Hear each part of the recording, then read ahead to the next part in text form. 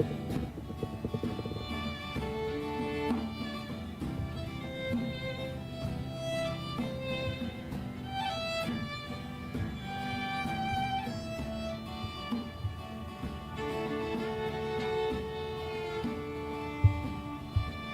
morning, my friends. Welcome to Shakespeare's Coffee Break. I am your friendly neighborhood Shakespeare. I love you, you love me. There is mutual glorious affection. Let's start things off with a nice noisy slurp, shall we? Oh, that is just good internet audio right there. I don't care who you are. As always, I'd like to thank the Jackdaws for providing music for us. If music be the food of love, play on that strain again. The excess of it, so that surfeiting the appetite might sicken and die. It's a bit of a weird day, but I hope you are having a good one this morning. To Janine Rinker, I already brought that comment up on screen, but I'll bring it up again. Good morning to you. Good morning, B. Martinez. And also, good morning, Alex Stevenake. Anyone else here? Feel free to drop in and say hello. Good morning, Sally. Lovely to have you here. And just good morning to you all. It is an Ask Shakespeare Anything show. It's a bit more casual today, so go ahead, ask me your questions. I shall tell you no lies, and we're going to just have a nice, fun, quiet morning as I answer your questions. Maybe we'll laugh over stuff. Maybe we will, just cry our eyes out, because that's fine too. But whatever we do, we shall do it here together. Real quick, also, if you enjoy this show as much as I enjoy making it, I obviously enjoy it twice as much as you do, and that's called maths. Whatever you feel the show might be worth, I hope you consider buying me a cup of coffee, as this is Shakespeare's Coffee Break. You can go to coffee.com/Shakespeare, that's ko-fi.com/Shakespeare, and buy me a cup right here. I'll put it right in this beautiful mug right here. This mug is actually one of the oldest things I own, by the way. I've had it since 2006, I believe, so 15 years. It's pretty nice. Also, if you ever want to become a patron, you can become a Patreon of the Arts, patreon.com/Shakespeare. But let's see. Donald Rex Gaither, good morning to you. So what's on anybody's mind? What do you, dear sweet audience members, want to know from me? Good morning, Kathy. Welcome, good morning. What do you want to know? What is striking your fancy this morning? What do you think I should tell you? What I should let you in on? What are you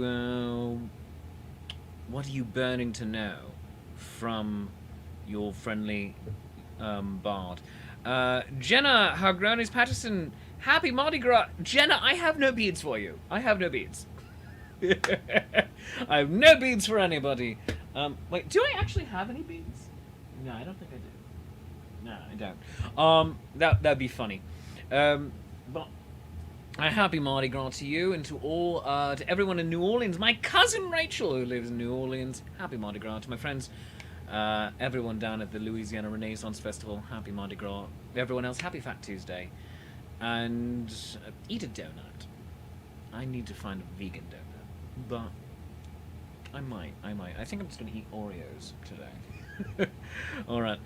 Joe DeFilippo is saying something here. As someone who isn't really a fan of science fiction, like Star Trek, Doctor Who, and Star Wars, may I ask, or so may he ask, what appeals to you, so probably me, about it the most? By no means is he bashing and respects everyone's opinion. Much love and good morning. That is a wonderful question. Science fiction. Double feature. And if I can't, I just saw a wonderful meme yesterday. If I can't sing to you just random music based off of our conversation, then we can't be friends. So what appeals to me about science fiction? Science fiction is the possible, and not always in a good way. It is sometimes the terrible. It is sometimes our darkest impulses put on page or on screen, made manifest, showing us the roads not taken, what we could possibly become, for ill or for good. And it's a lot of fun for me. Fantasy, fantasy is a cousin of science fiction. Maybe it's a sibling. But I do believe that science fiction can show us our better angels. There is a wonderful episode of the amazing series Star Trek Deep Space Nine called Beyond the Stars, and they just drop everything. It is a little bit of a fantasy episode, in as much that Sisko, the captain, main character, imagines himself as a science fiction writer for a magazine in the 1950s America. And 1950s America is a terrible, violent, sexist, racist place that we put the veneer on it, that everything was fine and hunky-dory. And he says that what he imagined, this better future, it's real, and you can't take it away from him because it's an idea, and it is beautiful. And I think that distills it right there. That is what is beautiful and appealing to me about science fiction. It can show us who we want to be, and gives us a little bit of a roadmap for potentially how to get there, but also can show us the darker sides of ourselves and say, don't go that way. We've been there, we've done that, we don't need to do that again. So that's what I like about it. And then Star Wars is swashbuckling in space, and who doesn't like that? Cool costumes. Jedi. They're amazing. I have a Jedi costume hanging up in the closet. Alright. Jenna Hargonis Patterson says, haha. I don't know what the haha was for, but I accept it. And then also a pink heart and a black heart. Oh, about vegan donuts, probably. Thank you. Dan Wenzel, friend of the show. I need to get you back on the show. Says, what do I think Romeo and Juliet would give up for Lent beside poison? Oh, well, it is a foregone conclusion that they were Catholic, because they live in the 1400s in Verona, Italy. Very Catholic place. Very Catholic time. So probably meat they would give up. Just softball right across the plate. What else? Would they... You know what? It is a land of Carnival. They would give up... well, not quite old enough. Well, you know what, they're old enough. It's Italy. Ciao. They'd probably give up strong drink. And maybe masks until Lent is over, until Easter. Oh, Joe, I'm glad you liked my explanation about science fiction and why I like it. You're welcome, sir. Oh, Jenna says it was the haha was for no beads. See, this is the fun part of seeing comments come in well after I move on. It's just like, I have no idea what that's about. All right. Sally, of all the tech, like spool drive, so we're talking science fiction, Star Trek, what do I think will be the next realized product? Well, not the spool drive. Probably not the warp drive either, although that'd be amazing.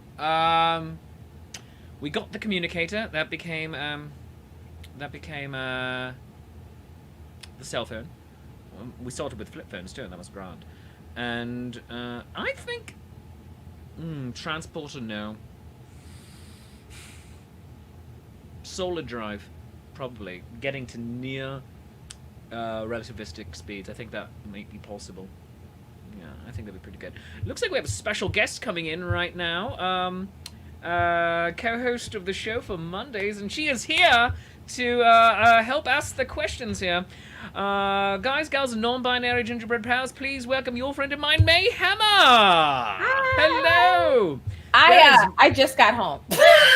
I know, but see, here's the thing. I am loving that your beautiful wig yesterday was pink, and this is a deeper shade of pink. Yeah, this is my actual hair. As you can see, my shirt says "May contain attitude." I love it. This Wait, hold on. Round. There we go. My husband's cousin got it for me for Christmas, and I'm glassesless because they broke again. Yeah. Oh, well, I ordered my whatever. new ones yesterday, though. Oh, well, it's weird for me seeing you without glasses when you're not in costume. I know, Is, right? it's quite odd for me. It's But like muggle. oh, and everyone, real quick, join May and I tonight on Nat 21 Adventures, 8 p.m. Eastern time. We want you to watch it at twitch.tv/Nat21 Adventures, but you can watch it also on YouTube and Facebook. But it's more interactive on Twitch. Like, you can make a quick, cute little account, and then you can earn points. You get weird. For Nat 21. You get fun little emoji things. It's Hey everybody, and then you can like ruin the game when you're like having points to like crit fail, crit success, auto fail the DM. This is the show where we just continually ruin his plans. And it's fun watching him scramble, and then when we occasionally, just as the performers, we're like, no, we are not doing this. Last week was so funny. Y'all need to go back and watch it. I see some. Janine says, "Oh no, can you see? Okay, oh girl." So without your glasses. Describe C. So will you not be reading the questions to me? No, because today is Ask Shakespeare Anything. Oh, I can do this and read the questions. All right. So then I will just and I will just do that. So we don't. And then I'll be like, hold please. So I'm super nearsighted, and I have terrible astigmatism. So I have the worst combination. Actually, if my eyes weren't shaped like footballs, I probably could see better. But so like, where I am in front of my computer, I can see Shakespeare's Coffee Break. I can see Ask Shakespeare Anything live. But the comment strain on the side is like, hold please. What is the airspeed? Oh, I have a question. Oh my God. I love this. What is the airspeed velocity of an unladen Swallow? If you don't answer this correctly. All right. African or European? And we're friends. Okay. All right. Joe DeFilippo is also asking. I'm sorry. Let's put it in your voice. You do it. I was like, what is one play you would like to adapt and add to your show? Oh. Well, that's funny because I'm working on the latest one right now. And that is Richard Too Fast, Too Furious. Oh, here's some beautiful cover art, by the way. Let's look at that. It is a thing of beauty. Boom. I'm gonna remove the banner. I'm gonna remove the banner just so you can see the whole thing. I'm gonna remove that banner too. I mean, look at the license plate. Wait, I'm done. Or not I'm done. To be. I'm done. Yep. Stop it. Yep. Stop it. I know what I'm doing Wednesday night. Yeah, next Wednesday. Yeah, a week from tomorrow. I'm like, I know I'm going to do that Wednesday night because this is the best. Yeah, you're joining. It's going to be lit. But that is what I'm currently working on. Richard Too Fast, Too Furious, and let's just throw that information up here right now. Yes, Richard Too Fast, Too Furious. It's next Wednesday night, 7:05 p.m. That's Eastern time. So if you're in a different time zone, follow your local. Subtract those hours. Yeah, it's going to be on Facebook.com/Shakespeare Approves. Hopefully on YouTube, but at least replay it will be on YouTube. And that means everybody should be there because I'm going to be there because all the cool kids will be there. That is correct. And you want to contribute to the show because we have paid actors for that, and you want to go to igg.me/Richard Too Fast Too Furious to support the show. Nice easy URL to get to.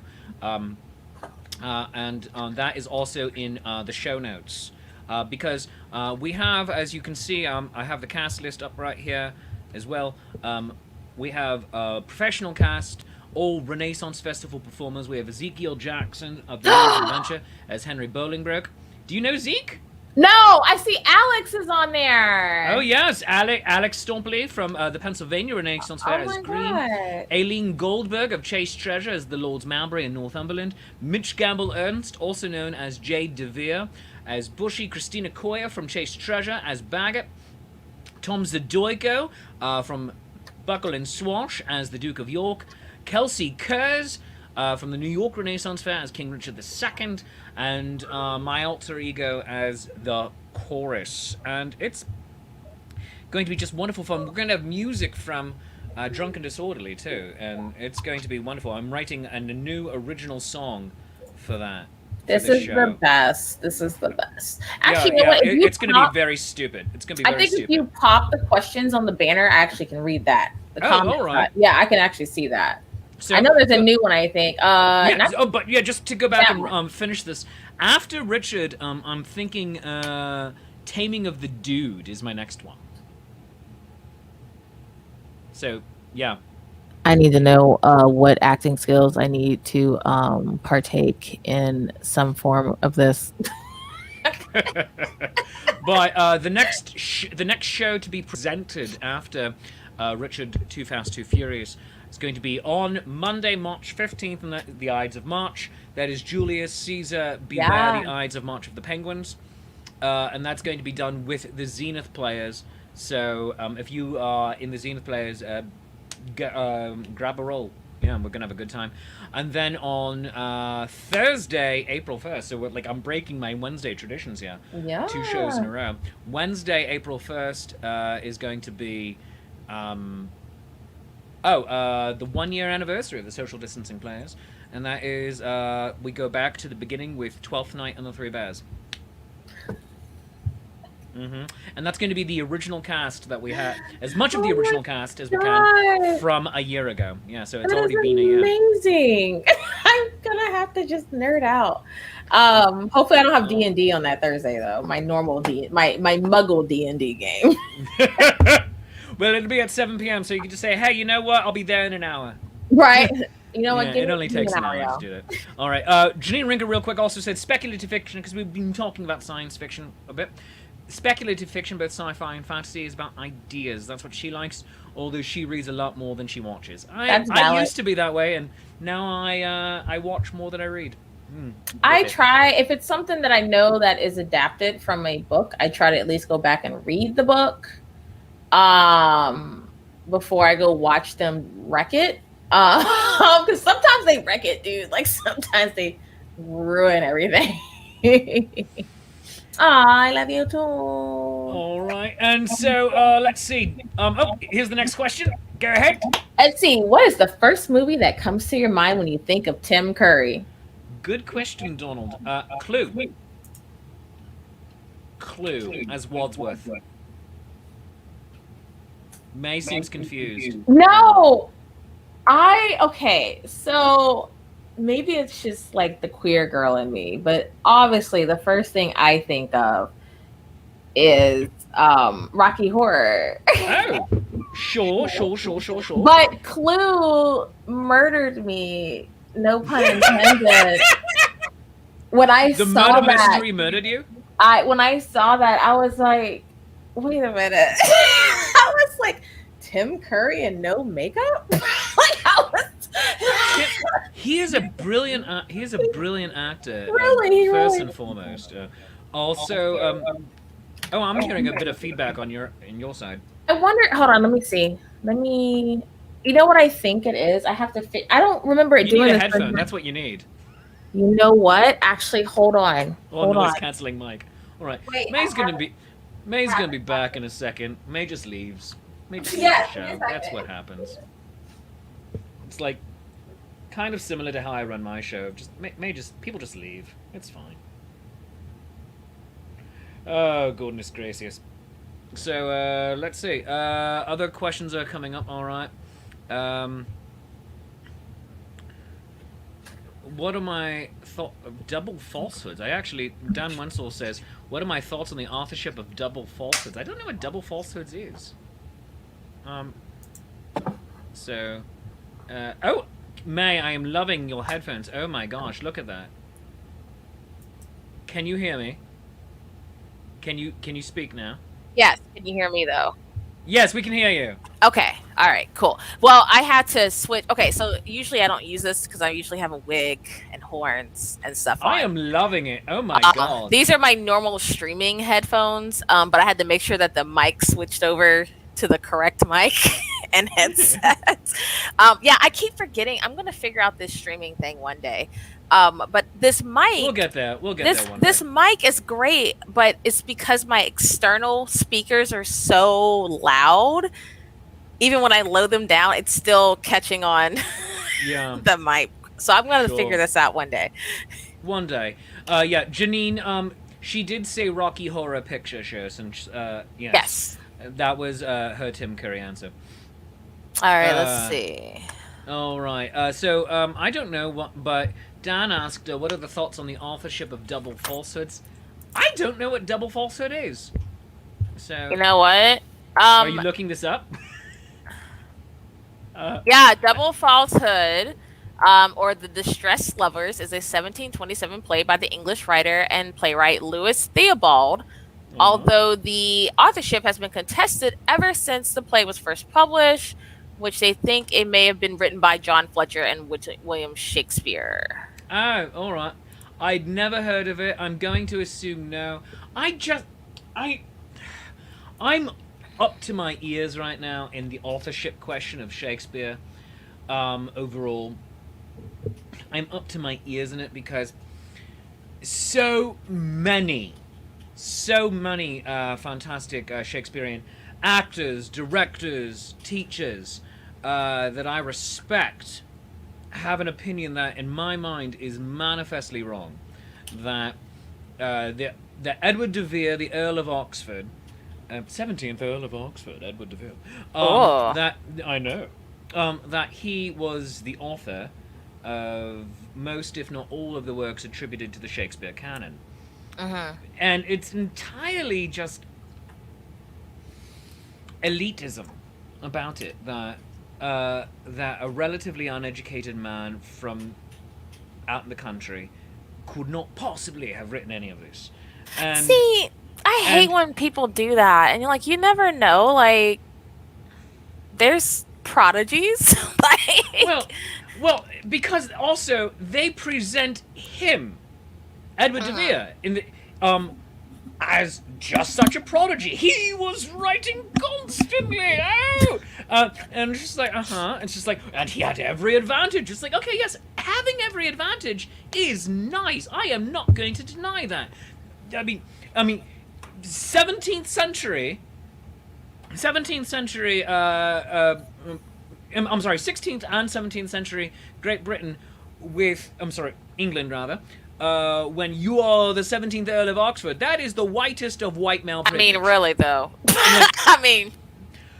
That being said, look at stuff that is actually attributed to him, and it's not what we call good. No. But he is supposed to have given us Falstaff and Puck and Henry V and Hamlet and Richard III. No. Go hang yourself. And I don't mean that as in go and like, no. I just mean like, oh, no, just go away. No. Mark Rylance, you're a brilliant actor. Derek Jacobi, you're a brilliant actor. I love you. You have fantastic thoughts on how the speech should be spoken. But on this, you're wrong. And to that, I say, forever, for always, it is my credo. # suck a Derek Jacobi. We just come back. We just come back to it. That's what it is. All right. Let's see. Alex Stephen Arke loves your wicker chair. Oh, you like my... Well, okay, so the other one is in better shape. This is because of my 4-year-old. I didn't even notice. The other one, there's a reason they're not allowed in this room typically. But here's my 1920 serigraphs. I'm loving them. These are great. They're a set of 5. The 5th one is over there. Yeah, I'm an art whore. I love it. I have a lot of random, between my mother-in-law and I, we have a lot of random art.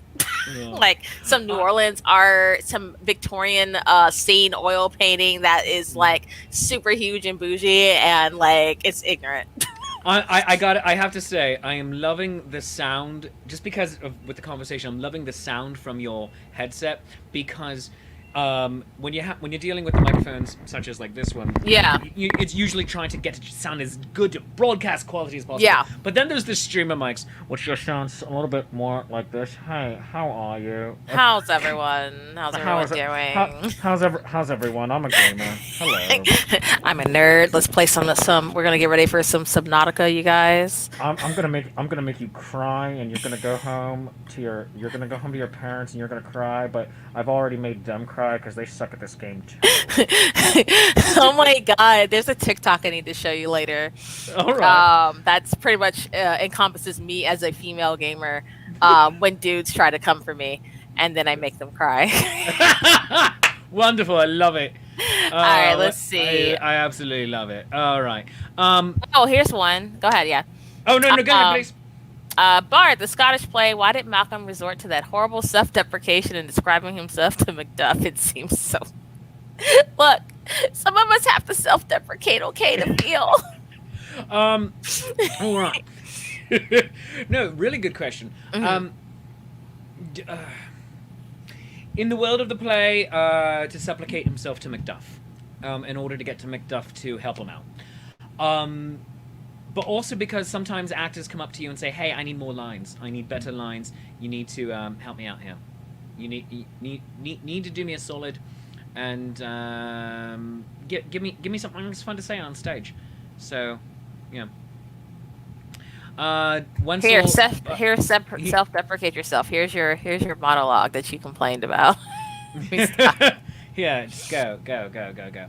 Let's see. Double falsehoods isn't so good, he says. So. Oh well, then all right. Look, doesn't count. There we go. See, I mean, I don't even care. Oh, this is a good one I see by Joe. Your favorite Looney Tune duo? Wait. Oh yeah, I guess he's asking. Duo. For me, it's the Roadrunner and Coyote. Oh, let me hear yours. I like Tom and Jerry.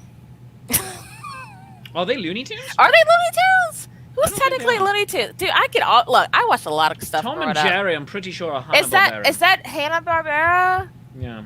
It's just at a certain age, it just all blends together. No, yeah. Or would it be like Elmer Fudd and Bugs Bunny? Yeah, to an extent, yeah. That was a weird dynamic. Yeah, but it's kind of amazing. It's very subversive. I would say actually Bugs and Daffy together. It's rabbit season, duck season, rabbit season, duck season, rabbit season, duck season. I just like how, but to me, like, I feel like Elmer, I don't know, like, there was some real gender reversal stuff going on when it came to Bugs and Elmer, which is probably why. I was like, growing up, I was like, is he dressed as a woman? And then Elmer Fudd's falling for the woman? And then as I got older, I was like, yeah. But then also, fast forward to Wayne's World in 1993. Oh my gosh. When they're lying on the hood of the car and Garth says, "Did you ever find Bugs Bunny attractive when he would dress up as a girl bunny?"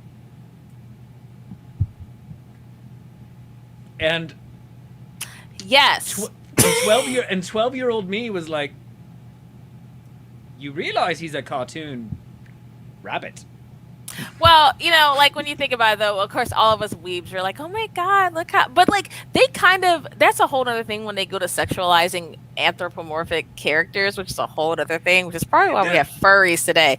But it's so many levels of, it's like, come on, kids, no. The levels just keep. It's just like, keep. So here's a cartoon character. It's an animal, all right. We're going to anthropomorphize it and make it more human, all right. Now, we're going to gender reverse it, all right.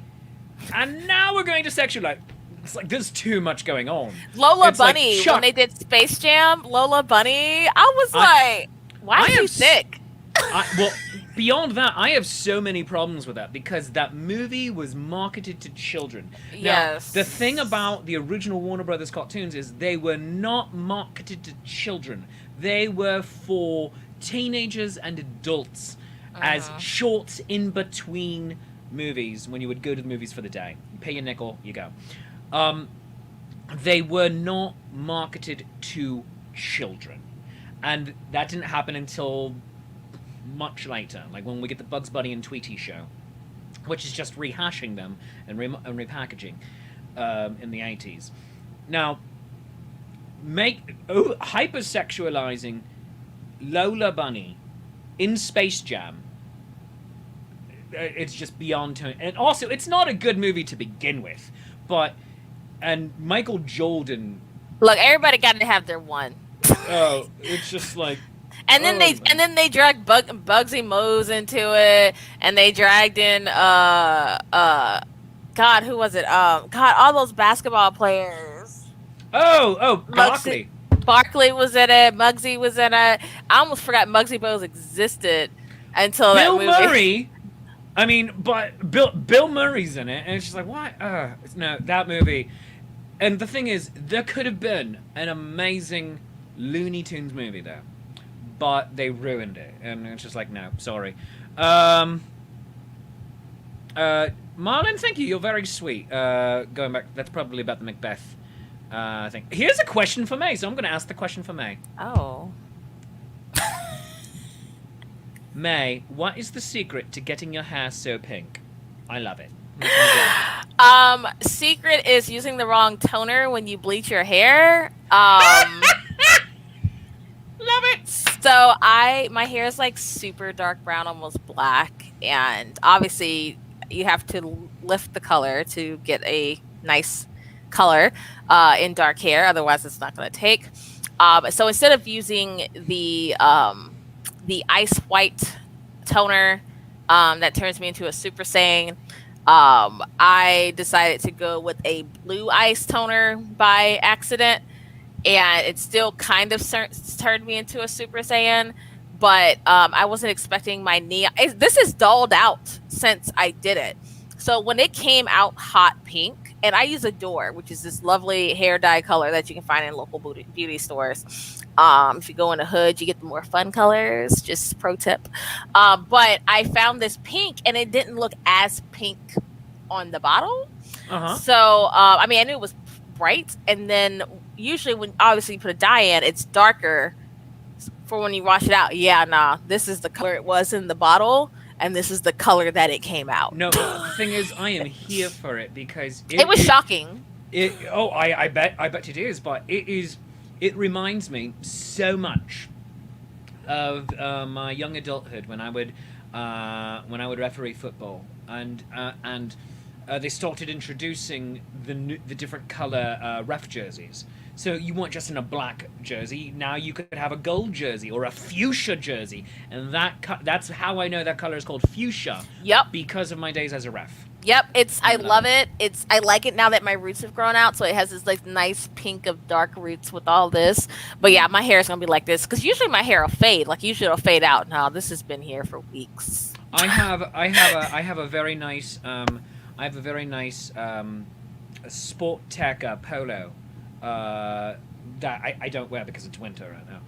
But it's a very good I guess you could wear it golfing, but I like to wear it running or playing some foot. And it is that shade, and I love it.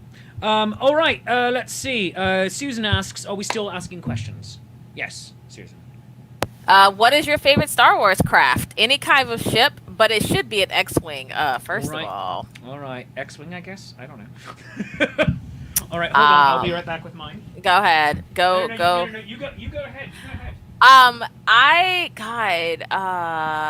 That is so... Let me tell you what it is, and I can log into my nerd game to tell you what this ship is. All right. I love my... Hold on. I gotta go. I'm logging into my game right now because I'm a nerd. Where is my ship? There we go. It's a Star Courier. I dig it. Let me see if I can find a link to the picture. All right. You can also share the screen there too. Oh, yeah. Let me do that then. Yeah. Let me pull up the image. Boom. This is what my character flies in my nerd game that I play. Share screen. Chrome tab. There we go. All right. Oh, very nice. Star Courier. Oh, okay. Sorry, it's not an X-wing. And one of my favorite things about these is from the prequels, it looks like, and that it has those little wings are very similar to what the TIE fighters get later. Yep. So I like that. All right, here's mine. My favorite is a Corellian cruiser. Yes. I hate you. My kids gifted me a Lego X-Wing. It's in my sewing room right now. Like, it's this big. It's like they built it. It's huge, yeah. This is actually a wireless charger. Yeah, this is what I charge. Wait a minute! Stop it! Where'd you get that? This was a holiday gift a year and a half ago. I'm upset. Yeah. Well, but I can charge my headphones and my phone on it. Yeah, right there. I need a Millennium Falcon charger. And the engines light up blue when you're charging. It's really cool. Yeah. I need better friends. Yes, you do. Yes, that was from my father-in-law, actually. Oh, well, dang. Let's see. Alex Stephen Orke has a question, real quick. What's your favorite D&D character to play? His is a dwarf Gutnik who took all his gold and plated his armor and made an obnoxious crown. What's your favorite D&D May? I think my favorite was a paladin Ganassi. A fire Ganassi, to be specific, because she claimed to be a paladin of Poseidon because her hair was blue. But it was blue flames, not water, that she kept saying. She was a bit insane. And she kept saying, praise Poseidon, and would cleanse it with water, which was actually cleansing it with fire. And her name was Hades, H-A-apostrophe-D-E-S, Hades. Well, that's fantastic. Mine is a human fighter / rogue. I decided to multi-class him, and he was intensely stupid. Like, we did not roll well on intelligence. I played him with Palo, and we did not roll for intelligence, so he was intensely stupid. Heart of gold. But we called him the unnamed hero because Paul was rolling him up in D&D Beyond, and when you don't give it a name, it just automatically says unnamed hero, and he prints out the character sheet, gives it to me. I said, unnamed hero? Oh my god, that's what he's going to call himself. And he goes, oh, but you gave him a name. I go, no, he doesn't have that name anymore. And so and so we're playing all the time, and I have this mask on, and we're like, there are some who call me the unnamed hero. And then everyone else is just like yes-anding, but through negging. They're like, no one calls you that. There are some who call me that. No one calls you that. Yes, they do. They call me the unnamed hero. And he was intensely stupid. And I'm like, oh, he's this stupid? We're going full Gryffindor on this. And it's like, there is battle over there. I will not survive. And yet, if I can buy my team even 3 extra seconds, I will do this. And so, like, let's go charge at a Cthulhu armed with a sword that is not magical, but for whatever reason, you also have a crazy amount of luck on your side. Yeah. And, like, just because the dice rolls are continually in your favor, it's just like, and the Cthulhu... nope, you miss it. He misses you. Okay, he should not be missing you. And it's like, oh, hello, yes, I'm dodging. I love the luck. I will stab you in the eye. And just like, and so the Cthulhu's taking like, you know, big damage because it's a sword, but also it's a Cthulhu. You're gonna be out there for days, just hacking away. And people are like, he realizes, and the rest of the team's like, he realizes that there are magic users in his party that could probably make this a lot easier. Like, we could have imbued his sword. I mean, just, it's like, aha! Like, and you're just like I'm the hero. They're just like, we're going to be here for 3 years waiting for him to finish this. And Dan Wenzel also had a related question. There it is. Do you have a favorite tabletop RPG other than D&D? Yes. What is it? Let me hear. Oh my god. I just had a brain fart. We just played it with Melissa. It's like my new fave. Delta Green. That was a lot of fun. And what is the other one that I played with Yas? Um, Gosh. Oh, you played with Yaz. Yeah, I did. Oh, I'll be I with love them again. Tanya. I'll be with them again this Sunday, pre-recording a special little furry friends. You're just jumping into all of the D&D I game love it. shows. Well, this one's going to be a Fate system game, and then the other one we did was a one-off too. That was a Victorian based in like a futuristic New Orleans type of thing. It was amazing. Now I gotta remember the name of that one too. I haven't had my coffee yet. I got home from my doctor's appointment. It's Shakespeare's coffee break, man. I had to go to the doctor.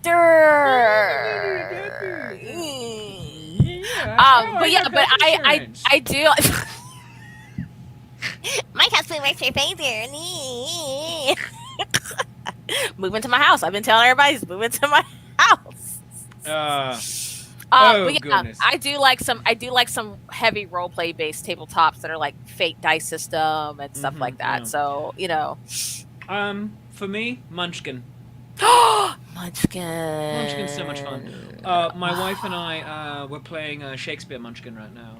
How is that one? It's so adorable. I love it. I need to get some more Settlers of Catan. I haven't played that in 4,000 years. Would that be an RPG or just like a nice tabletop? It's a nice tabletop role game. Yeah, it's like a normal kind of like tabletop role game. There's some RP into it, kind of sorta, but it's mainly dice. It's fun. Yeah, it's fun. Settlers of Catan. Yeah, it's I like cool. It. Let's see. Marlon Campbell has a great Shakespeare question.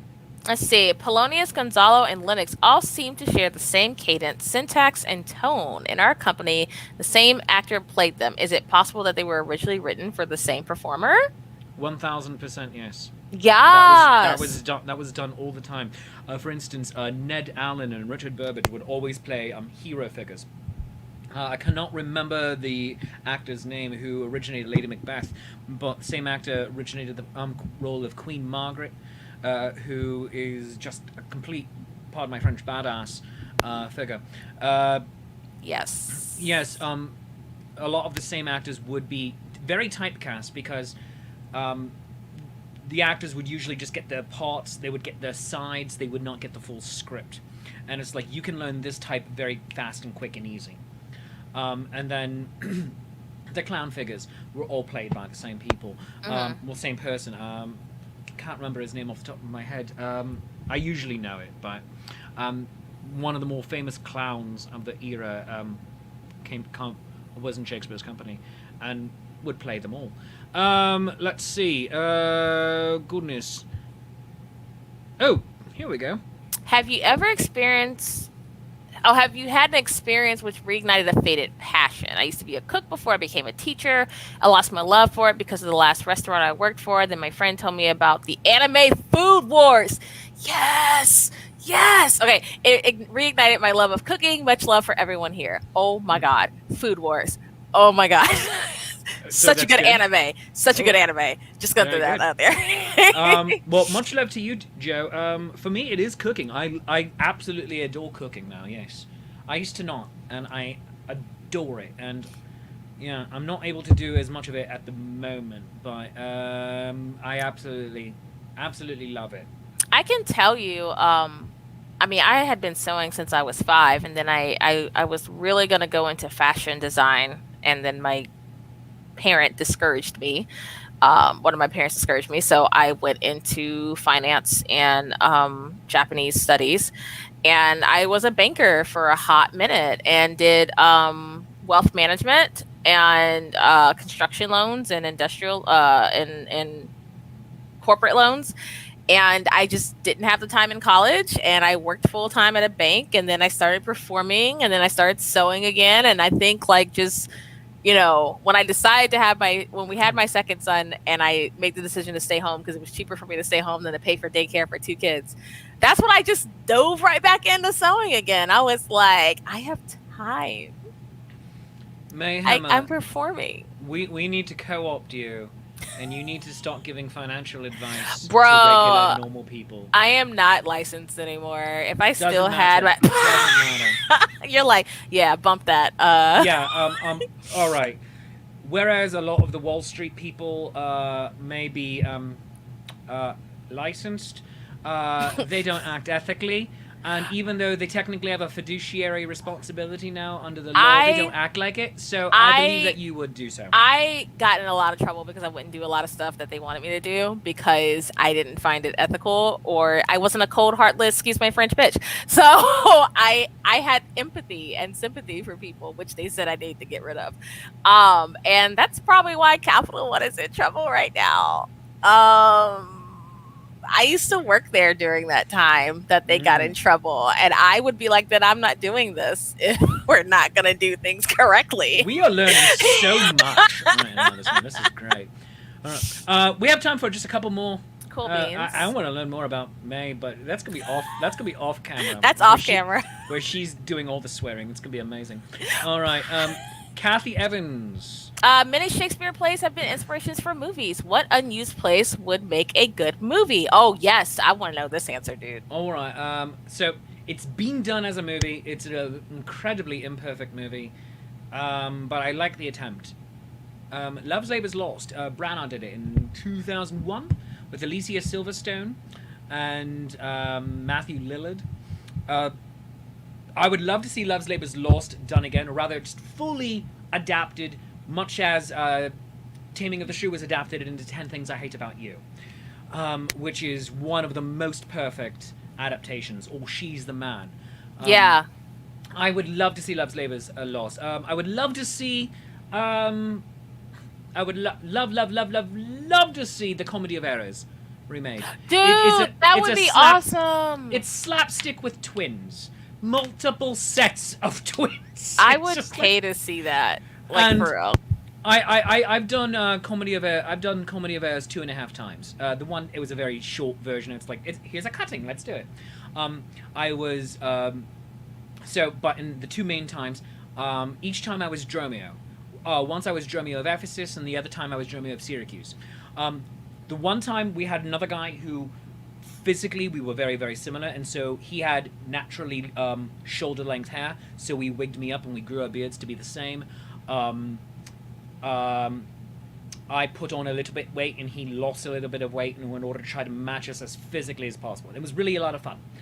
And then the other time, the other Dromio was 6'2", rail thin, looks like an athlete. He wasn't. Oh my gosh. But looks like an athlete. He's one of those hateful people that just does no work and he's in shape, and it's like, I hate Wait till he hits 30, 33. That's what happened to me. So he's my age, so it's probably happened. But it's probably happened to him. Fingers crossed. But I haven't seen the man in years. He was a brilliant comic performer. But he's 6'2", great not rail thin, but thin, in shape body. Everyone was like, oh, I want that body. He's tall, he's black, I'm short, I'm white, and we played it as we are identical twins, and no I'm here for it. And so because we both played it as complete morons with each other, like nobody even, yeah. Like everyone else, like. All right. Kind of like, how did we not see this? Oh, well. It's like, but like our costumes were the same. So we're both wearing a blue hat. And it's just like, wow, they were both in blue hats. And I would love to see Comedy of Errors given a full good cinematic treatment. You don't need to do the original Shakespeare with it, because frankly, the original Shakespeare with it is, the lines are, redo it with modern lines, modern scenario, and just have fun. But that's basically it, I think. May, by the way, I threw it up on screen earlier, but Marlon Campbell wants you to know that your hair is fab and he loves the future. He loves the future. Thank you. Marlon Campbell, yours is a name I haven't seen on here a bunch before. Welcome. I hope you've been enjoying this show as much as we enjoy doing it. May Hammer, you can find her all over the place. You can find May Hammer on Facebook at May.Hammer. Instagram, The May Hammer. She has an article there. Twitter also has the article, The, and also mayhammer.com. If you want to show us some fiduciary love, Oh, look at me, probably using it wrong. No, you're good. I take it. You can you can show May some love by going to Venmo at the Mayhemmer, Cash App, the Mayhemmer, PayPal, may.hemmer@gmail.com, and on coffee.com, buy her a cup of coffee at Please, the Mayhemmer. I need it. And you can also buy me a cup of coffee at coffee.com/Shakespeare. It's ko-fi.com/Shakespeare. And become a Patreon of the art at patreon.com/Shakespeare. Tiers start at $3, go all the way up to $30 right now. All the tiers get the exact same rewards, which include some fantastic things I'm going to show you right now. Such as you get a free ticket to this Friday's Shakespeare's Friday night concert. All of my patrons get to go for free, but otherwise tickets are only $5. It features the Langers Ball. This is our bi-weekly concert series. Every other week. 2 weeks ago we had Drunk and Disorderly. In 2 weeks we're going to have Andrew McKee, the Irish Bard. This week we have the Langers Ball. Minnesota, the cold Midwest, bringing you Irish folk punk rock. It is fantastic. Doors open at 7:30. Concert is at 8. It's going to be on Zoom. And my patrons also get to come to the backstage party of Richard Too Fast, Too Furious, the new Indiegogo show, for free. Oh, yes. You get to come for free to join us for that. It's going to be absolutely wonderful. Everyone, though, please support the show. But Richard Too Fast, Too Furious, which is going to be next Wednesday at 7:05, by going to the Indiegogo campaign to pay the cast. The hope is to get every cast member a minimum of $100 for their time for the rehearsals, for the performance. So go to igg.me/@/Richard Too Fast, Too Furious to support that show. Also coming up, not for my patrons, but for basically everybody, we're having the next night a murder at Cloudhaven Chateau. It's the interactive murder mystery with the New Jersey Renaissance Fair. That is going to be February 25th. At 7 p.m. Eastern Time. Get your tickets for $15 a piece at njrenfair.com. That is next Thursday. There is so much going on. And of course, tonight we have Nat 21 Adventures starring Mayhemmer, hosted by me. The voice of Metatron right here, you guys. Right here. I am your Metatron. That is tonight at 8 p.m. Twitch.tv/Nat21Adventures. That's where we want you to watch it, because... and that's where you get all the extra goodies. Tomorrow on Shakespeare's Coffee Break, Madame Onsa is coming on. Yes! We're going to talk about tarot. We're going to talk about business of being an artist. And such a great time. Thursdays, we have Writing Sonnets with Shakespeare. That's where you, the audience, and me, your friendly neighborhood Shakespeare, we sit in the writer's room and rewrite a 14-line poem in iambic pentameter together. And you can watch that... not just on facebook.com/Shakespeare Approves and youtube.com/Shakespeare Approves, but also at twitch.tv/Nat21Adventures. Yes, we are taking over your programming over there. That's at 10:35 in the morning. And then on Friday, we have Shakespeare Reviews with Life's Affair. That is the movie review show Andrew McKee, the Irish Bard, and I do. I have no idea what this week's offering is. But 10:35 a.m. We have a watch party right here on my Facebook channel. So do tune in and watch that. Speaking of the Facebook channels, you need to go like all the things, like Mayhemmer, may.hemmer on Facebook. But also, you need to like Shakespeare's Coffee Break, the actual show itself. Go to facebook.com/Shakespeare's Coffee Break. And then go like me, Shakespeare Approves. And then also on Twitter, at Shakes Approves, on Instagram, Shakespeare Daughter Approves, YouTube, go like, subscribe, smash the bell. I don't know how it works, so just go do it. And also on TikTok, because Shakespeare have a TikTok. My TikTok is weird. I do shanties and poems. I need to find you on TikTok. Well, right there, Shakespeare Daughter Approves. I know, I'm going to have to get on there when I get my phone. I don't do a lot, but it's odd. Yeah, I don't do a lot. I don't do a lot either, but yeah. But friends, thanks so much for spending your time with us this morning. May, any last word? Oh my God, that sounded ominous. Any last word? I mean, after tonight's game, maybe. Thanks for having me. You guys be sure to follow this lovely gentleman right here, because he's now my new best friend. Oh, We're new besties. I like it. All right, well, friends, we will see you. Show's back tomorrow morning at 10:35, and also tonight, Nat 21 Adventures. I love you. You love me. There's mutual glorious affection. Ciao.